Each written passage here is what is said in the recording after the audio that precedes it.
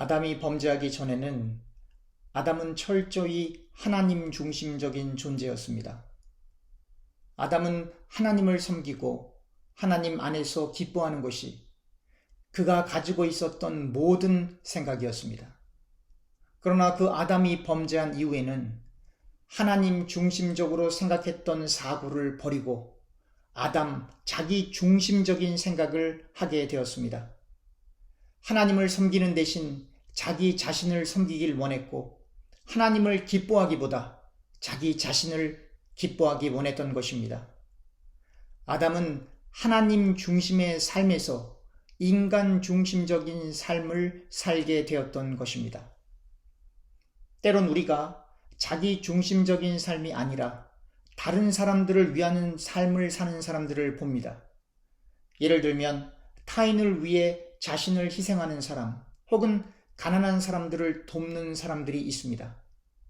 그러나 인간이 판단할 때 선한 일이라 할지라도 예수님을 믿지 않으면 결국 하나님의 영광을 위하는 일이 아니라 자기 자신의 자아 성취 내지는 자기 자신의 도덕성 혹은 윤리성 혹은 선행을 고취시켜 명예, 이름, 인기 혹은 자기 자신이 추구하는 어떤 내면적 만족을 얻기 위한 인간 중심적인 삶을 사는 것입니다.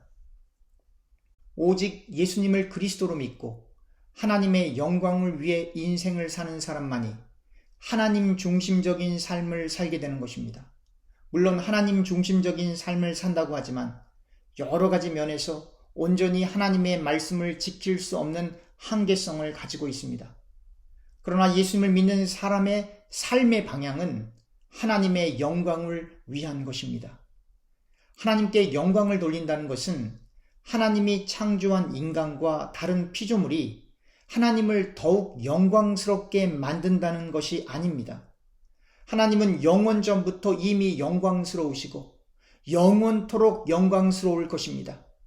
인간을 비롯한 그 어떤 피조물도 하나님의 영광에 무엇인가를 더 첨부하여 하나님을 더 영광스럽게 만드는 것이 결코 아니라는 것입니다. 하나님께 영광을 돌린다는 것은 하나님의 영광을 반영 혹은 반사하는 것을 의미합니다. 시편 19편 1절입니다. 하늘이 하나님의 영광을 선포하고 궁창이 그의 손으로 하신 일을 나타내는도다. 하늘이 하나님의 영광을 반영하고 반사하는 것입니다. 하늘이 하나님을 더 영광스럽게 만드는 것이 아니라 하나님이 창조하신 하늘이 존재함으로 하늘이 있는 그 자체로 하나님의 창조의 능력을 나타내는 것이고 그것을 통해 하나님의 영광을 나타내는 것입니다. 하늘은 하나님의 영광을 선포할 수밖에 없지만 인간은 하나님의 영광을 인간의 의지를 가지고 선포할 수 있습니다. 요한복음 17장 4절입니다. 아버지께서 내게 하라고 주신 일을 내가 이루어 아버지를 이 세상에서 영화롭게 하였사오니. 예수님께서는 하나님 아버지께서 하라고 주신 일을 수행함으로 하나님을 이 세상에서 영화롭게 하셨습니다.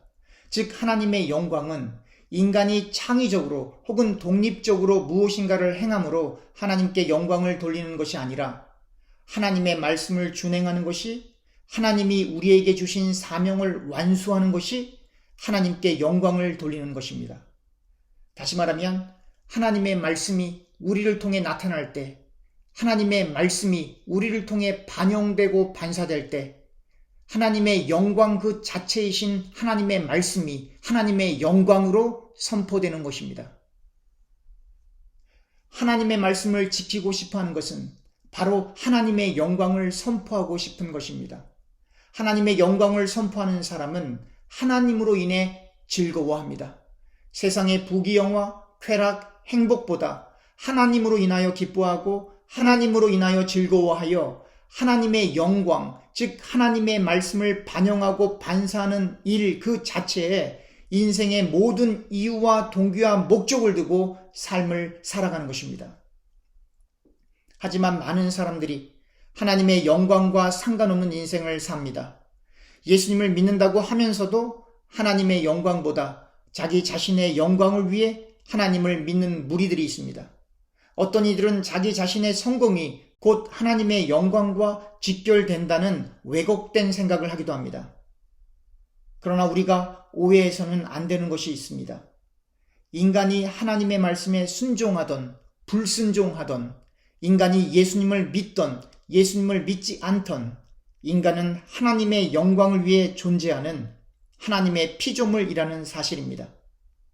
로마서 9장 21절서부터 23절입니다. 토기장이가 진흙 한 덩이로 하나는 귀 있을 그릇을, 하나는 천이 있을 그릇을 만들 권한이 없느냐? 만일 하나님이 그의 진노를 보이시고 그의 능력을 알게 하고자 하사 멸하기로 준비된 진노의 그릇을 오래 참으심으로 관용하시고 또한 영광 받기로 예비하신 바 긍휼의 그릇에 대하여 그 영광의 풍성함을 알게 하고자 하셨을지라도 무슨 말을 하리요? 하나님의 작정 가운데 이 땅에는 하나님의 영광을 위해 구원받는 자들이 있고 버림받는 자들이 있습니다. 구원받는 자들에 의해 하나님의 은혜가 나타나고 하나님이 찬양을 받으십니다. 반대로 버림받는 자들을 통해 하나님의 진노와 정의가 나타나므로 하나님의 영광이 드러납니다. 그러므로 구원받기로 작정된 우리는 자랑할 것이 아무것도 없는 것입니다. 심지어 우리의 믿음도 우리의 것이 아니라 하나님의 은혜로 주어진 것이므로 철저히 낮아지고 겸손하게 하나님의 말씀을 준행해야 하는 것입니다. 우리의 인생의 목적은 분명 하나님의 영광을 위한 삶입니다. 이것은 단순히 교회에서 드려지는 예배에 국한되는 것이 아닙니다. 복음을 전하고 전도하고 설교를 하고 성경을 가르치고 배우는 것에만 국한되는 것이 아닙니다. 하나님의 영광을 위한 삶은 인간이 생을 사는 모든 영역에 하나님의 주권을 인정하고 우리의 가정에서, 우리의 일터에서, 우리의 삶의 현장에서 하나님의 말씀을 준행함으로 하나님의 영광을 반영하고 반사함으로 하나님의 영광이 나타나는 것입니다. 세상에서 유명하고 인기 있고 존경을 받는 사람일지라도 예수님을 그리스도로 믿지 못하면 하나님의 영광을 위한 삶을 사는 사람이 아닙니다. 하나님의 영광을 위한 삶을 살기 위해서는 반드시 하나님의 말씀이 육신이 되신 예수님을 그리스도로 믿어야 합니다. 그리고 성경을 묵상하면서 하나님을 아는 지식을 습득해야 하며 하나님이 우리에게 허락하신 사명과 의무를 발견해야 합니다. 예수님 당시에 창녀도, 세리도, 살인자도 예수님을 믿어 구원을 받았습니다. 그러나 하나님의 말씀을 가장 잘 지킨다고 하는 종교 지도자들이 자신들의 선행과 의를 통해 구원을 받을 수 있다고 생각했기 때문에 예수님을 믿지 않았을 뿐만 아니라 예수님을 십자가에 못 박았습니다. 이 세상에서 가장 무섭고 흉악한 죄는 예수님을 믿지 않는 것입니다.